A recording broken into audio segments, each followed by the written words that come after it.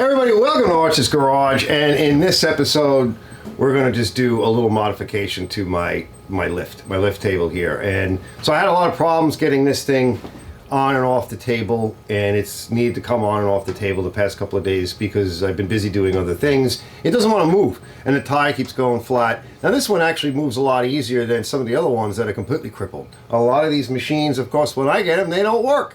In fact, I got one outside that the transmission is just lock solid. Now, yeah, I can use the tractor, and some of you guys may have even seen me use the tractor with the forks I made, and I can shove it in the garage and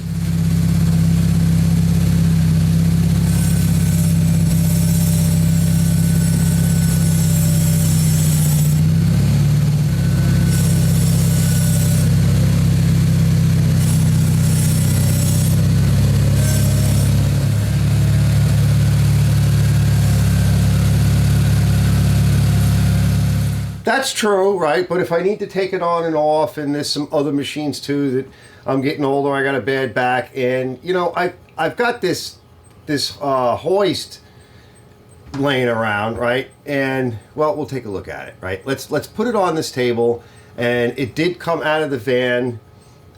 It's got this kind of cool controller, right?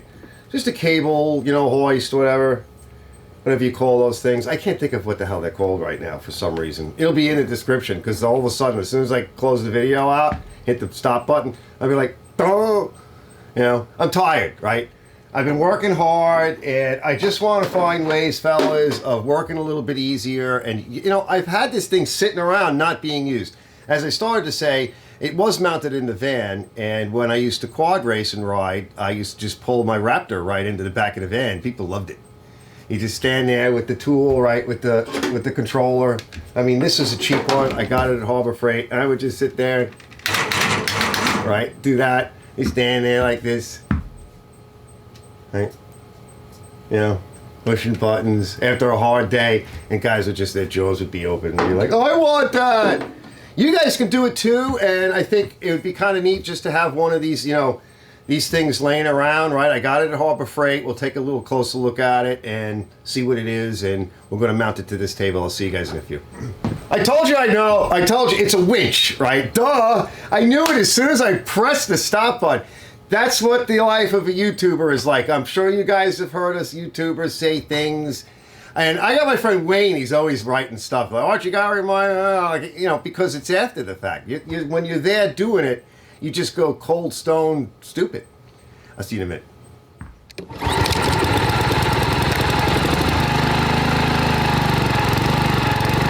All right, I can't get that damn thing up on here. All right, it just doesn't want to roll, and I'm getting tired, especially after this past week and a half. So I have an idea. I want to get at this thing. See it in there? You'll see it. I don't know if you can see it. See it? All right, we got to get that out. Now, it's too heavy and too big to pass through that little hole. So I might have to get a ladder. And you're probably thinking, oh, we didn't get a ladder. Arch is right there. You're looking down. No, come here. Come here with me.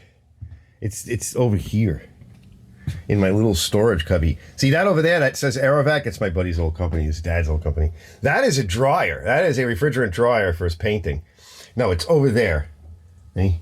That's what this board is for, but it's such a pain in the ass to lay out, so I only lay it out in emergency. That's actually a scaffold, Baker scaffold frame. All right, let me see if I can get at that thing. Okay, it's mounted to this plate, which is good, because we can make up some. Let me take it outside. It's disgusting. I'm not touching that. Let me bring it outside. We're going to give it a quick cleaning. Bring it back in here, and we'll play with it. There's always something to fix in the shop, so just to show you, right? I want to make sure. I wanted to do this like a couple of weeks ago, and I forgot all about it. But I gotta just kind of top off a battery. We're going to be working on this tractor, the snapper, and of course, right? This was broken recently, so we got to fix it. Let's tin this. A little bit of wet sponge. That's today's sponge. Remember that commercial?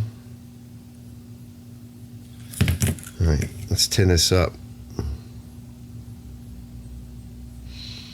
I had a Weller soldering iron years ago, and I got one of them cheapy Chinese knockoffs, which was pretty good.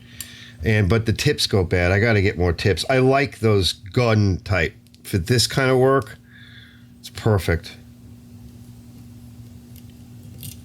There we go.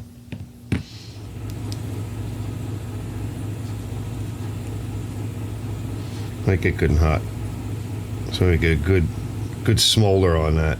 Yeah, that's good. A nice bead. Yeah, that's fine. Good enough. All right, so first thing I want to do is I mounted it to this piece of metal a while back. And I like that because you can get to these bolts here, whether you want to bolt it into it. Like this was bolted into the floor of the van. I used to use it to suck in my quad at the end of race and hanging out. So we'll cut that, and then that way it'll lay flush. And if we have to, I think for something like this, we'll just put a couple of bolts for now, a couple of cross bolts. I mean, you can use more than that, but really, all we really care about is it's a good area to bolt to. You got all these holes over here for the various attachments. And I don't think we can pick up any holes. There's a hole here I can pick up. And there's a hole here. No, we'll see. We'll look to see, because kind of want it in a straight line. This being about to the center. So I'll figure that out. And then to connect it, the way it was connected in the van, which I'll lay this out in a bit, get this cleaned off, is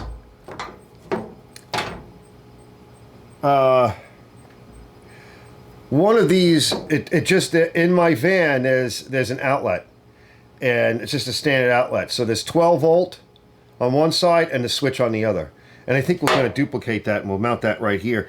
Or just have a pigtail box that drops down and connects to a 12 volt battery, because this is 12 volt. So I'll get that cleaned off as well, and we'll be back in a bit. All right, I got everything cleaned up. So this is basically the middle. So this is a 2-foot section here. This is the main table. These are the leaves. So right in the center, made my mark, and we're just gonna center punch it. I think I'll use 3/8 bolts. It's not that heavy. Well, it is heavy, but heavy construction. It takes a bit. There we go, we're through. So I'll pile them all out, go with the step bit, which I just love step bits. I need new ones. I'm gonna have to do a Harbor Freight run. I just love the way uni bits or step bits drill, right? A little bit of lubricant always, because they'll burn out, especially with thicker material.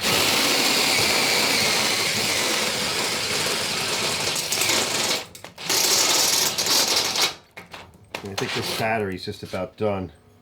Perfect. All right, just a little bit of play, and I got to come from both sides with deburring tool, and then we'll be done. I'll be back in a minute. All right, I got a couple of wires, right? So we got this one, which is just some beat one from something. You can see it's borked, but this will be fine. We'll cut off the garbage. Got an outlet, nice used outlet. It'll be fine. Just wipe that down. We got a box. Romex style connector, which should be fine. Maybe I might need 2. We'll see how I want to lay it out. We got this one here with the clamps, right? Dug those out, clean that off. That looks sweet. And so the way it works, so you see here, one says switch, the other says power. So this is going to go over to the battery, right? So any battery will come in here. That's our power. I think we'll put it to the top one, right? Get that on there nice. And then this guy down here, or excuse me, this guy down here, this is just going to come out, and it's going to be the switch section, right? So it goes over to the lugs over here. All right, so we just need some eyelet style connectors for that, or make something up for that that we could mount to it, and probably just leave all this on. I don't know. I got to see how I want to mount to that. You kind of want to mount it well, because if it starts to pull a lot of current, if it's not like, if it's just like a push on or a clamp or something, it's going to pull current more from here. That's probably the weaker part of the connection. All right, let me get started. Okay, so what I've done is I've removed the jumper here, and every outlet has that, and that way you can isolate outlets should you need to for some reason. I just grab it with a pair of diagonal cutters and just carefully rock it, and it'll go. And flex harden it. Here it comes. Okay. Right now I can have separate, the outlets are separate, right, because we need that. All right, we're almost ready. So I got a cover plate. All right, this is all tightened up. So typically, so this is the power input up top, right? We always face the outlet. I think in other places they put it up, but we always put the ground lug down. And so red being positive, black being negative, and in AC, black is usually considered a supply or hot.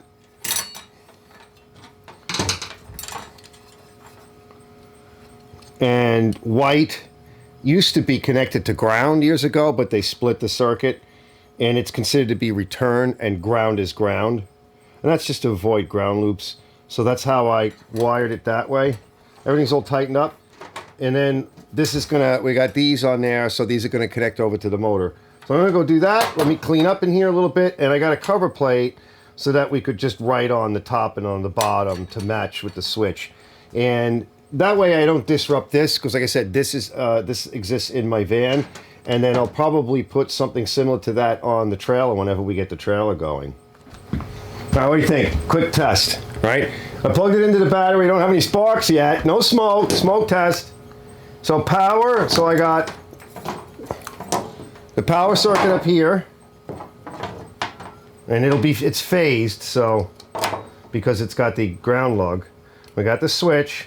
Now, shouldn't see anything. Okay, now we need to disengage this a little bit. And how do we do it? Like that, I think. Is it coming out? Oh, here we go. Well, we're just going to give it a quickie. Oh, let's pull it. Pull it! I'm going to pull it out this way anyway. All right. Then re-engage it. All right, it's in. Now, this is the old school wired, but that's okay. So, looks like, I think this is in. Yep, no, it's out. Let's just hold it tight. Yep, works. All right, and then this is the other way. All right, time to go get the, we're gonna do a real time test.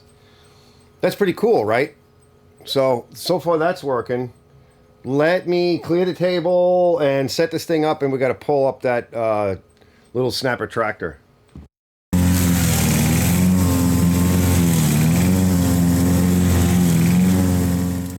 All right, guys, here we go. All right, so we need to pull it out a little bit more. Which is, which one? This one? Yep.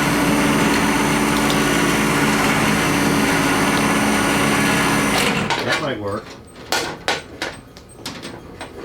Let me see. Let me get something else for that. Better than S-hook. Look at this. This would work good. This we're gonna keep around for this kind of stuff. Drop right in there. That goes like that. And then put a little bit of a tension on it.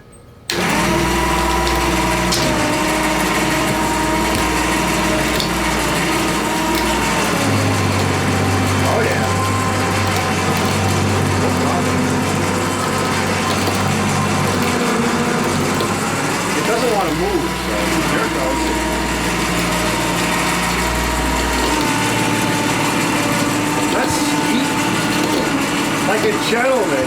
Yay! I'm loving it. All right, that should be good. A little bit more. Oh yeah, she's all the way up. Yay! All right, let's bring her up. Here we go. Nice.